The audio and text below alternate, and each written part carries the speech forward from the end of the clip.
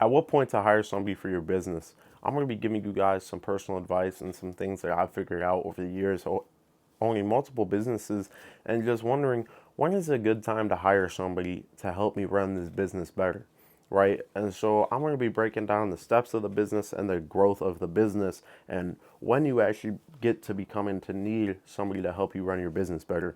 Now, it's important to realize before we jump into this that running your business better means more success and more profit. I would never say if you truly believe that you can make your business better, you can make your business run better, whatever, not to follow that.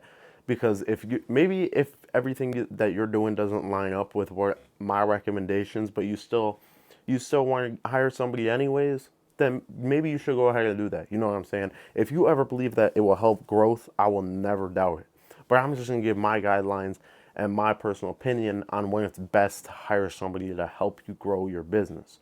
And I'm not talking hire. How do I hire a staff full of 50 that's gonna come up to my house every day and just turn it into a freaking warehouse manufacturer? We're gonna beat Nike. No, I'm talking about when can I start paying some friends to do some work for me.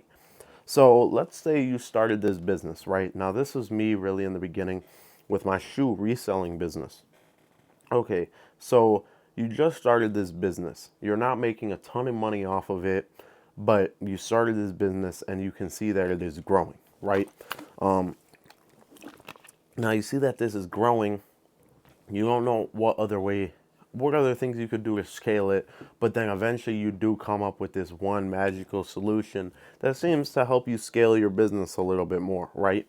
For me in reselling, this was buying new and used shoes. I really found that this helped me scale my business. This helped me scale just up the ranks of selling shoes. And this was a huge key for me that helped me grow my business and continue. But at this stage of your business, you're really nowhere in the conversation of needing employees, needing to hire anybody, needing to pay anybody what to do.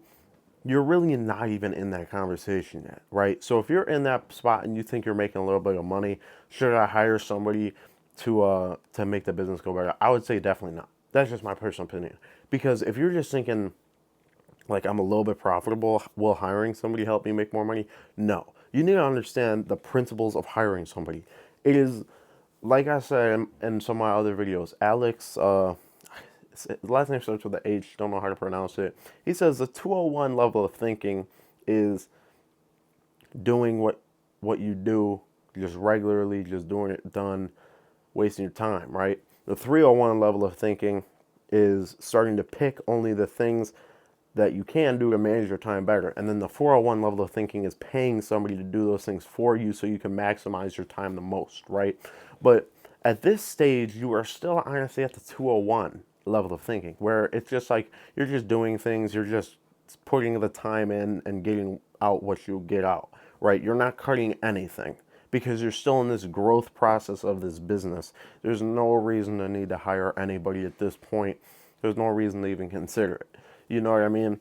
So once you grind and grind and grind past this 201 level, and you're starting to get onto like, hey, I'm getting some orders, you know what I'm saying? I'm getting like 3 orders a day. I'm starting to get a little bit of a schedule. I'm coming home from school, I'm packing boxing the stuff up, packaging the stuff, and I'm going to the post office. This is when you can start transforming into that 301 level of thought, where it is more okay, how can I start maximizing my time because I know that I have to come home and box these 3 orders, right? I make these 3 sales during the day at school. I need to come home, box this up, get this out as soon as possible. So not only I have time to enjoy myself, but so I could also grow my business, right? And so some things I recommend there is still not looking at hiring. I definitely don't think if you're getting 3 orders, why would you ever pay somebody to do that, right? Let's say you're making like $30 a shoe. You get three orders a day. That's $90, bro. You're gonna go pay somebody $30. That's a third of your profit. You're gonna go pay somebody $30 to box up your stuff for you and take it. No way I would recommend that there. You're still in the growing phase, my boy. But what you do want to do though at that 301 level is you do want to realize, Okay, maybe on the way home from school, I always stop and get this snack. And then once I get home, I sit down and I eat this snack. And then I go upstairs and I box. Maybe instead of that, you get your cycle right to the point where you're like, no snack. I'm coming home from school. I'm not sitting down. I'm saying, what's up, mom? I'm going upstairs and I'm boxing this stuff and I'm out. You know what I'm saying? You're maximizing your time. You might get that snack after, right? You might get that snack after, and then you can come home and you can sit and eat it and enjoy and realize that you have nothing to do after. But a lot of times when people get into like these habits of doing something before doing something important, like you're getting the snack and then you're coming home, you're sitting down, you're eating it, you're like, oh, I just don't feel like boxing these shoes today. And how about I watch this YouTube video? You know, like, no, you don't want to do that. You want to come home, you want to get those orders boxed. You want to get that done as fast as possible. You're only getting 3 orders a day. Maybe even on some days, you're getting 2 orders a day and they're only for $20 profit a piece. That's only a $40 day. You need to just get home, box those, take it to the post office, get back, and then you can enjoy the rest of your time. Don't wait for it. Just attack it. You know what I'm saying? And once you get past this level, and it's becoming more like 4 to 5 to 6 a day, 4 to 5 to 6 a day, and you're like, okay, it's starting to take me about an hour to box this up. You know, it's taking me an hour, another 30 minutes to drive to the post office, stuff like that. This is when you can first start thinking about, okay, am I going to pay somebody to do this? Now, I don't care how much your money you're making. Honestly, even if you're selling $10,000 watches and you're making $5,000 on all of them, I would honestly still say it's 6 packages. You know what I'm saying? That is not that difficult. You can ramp up how fast you're able to box those. You can learn how to box faster. You can learn how to do other things faster. I still don't think that you need to hire someone, but I do think that you could get it on your mind. Okay, at what point would it make more sense for me to have somebody box up these 8 pairs of shoes so I could turn around and post 8 more while they're doing that? Or maybe they box the 8 and I could turn around and I could post 20 while they're doing that, right? You don't want to get that time back and then do nothing with that time. You want to make what you're paying them, you want to make more money than what you're paying them, right? So let's say fast forward, we're on to 11 orders a day, and these are shoes. This is somewhat hard to pack up. You're looking at like 5 minutes per thing of shoes to box up. 30 minutes drive. You know, you're looking at like maybe even a little bit longer than that. But let's say you're looking at 2.5 hours, right? And you're like, how much is my time worth compared to what I'm getting for boxing these shoes when I could just pay a buddy $30 to do this? So what I would say at this stage, I would say you are ready to hire someone.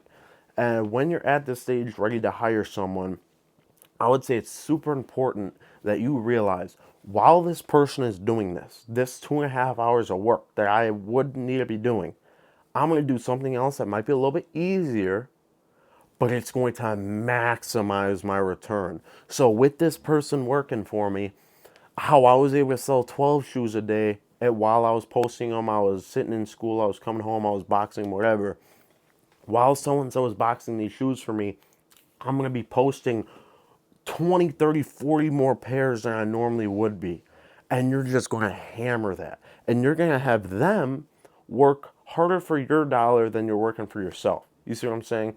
So if you could pay them $30, but you can get an extra $150 a day because of them, why wouldn't you be doing that, right? So when you get to that point of, okay, I can have them make me more money than I could be making for myself doing that job, is when it's time to get an employee.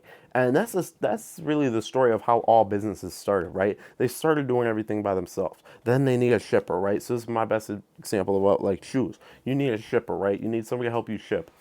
Okay, so while they're shipping, they can help. While they're doing that, you could be posting the shoes, right? And now you're up to like 20 orders a day, and they're working a lot of hours, and you're like, I can actually pay less if I pay 2 people to do this, right? And so it just keeps growing and growing and growing, and then eventually you're like, wait, instead of taking pictures of the shoes, I could get another person to take pictures of the shoes while these 3 people are boxing, while this person's taking pictures of the shoes, and I'm going to be doing the accountant. I'm going to be finding where I could buy these shoes. And then you keep going and going and going. You're like, wait, somebody can do the accounting for me. Somebody can buy these shoes for me. I could just spend time looking over it all. And then you keep going and going and going. And you're like, wait, I could get somebody to look over it all. And I could just, you see what I'm saying? So you want to build the triangle. You never want to just be down here and you want to cut it like this. You want to build the triangle until you're really like a CEO at the top.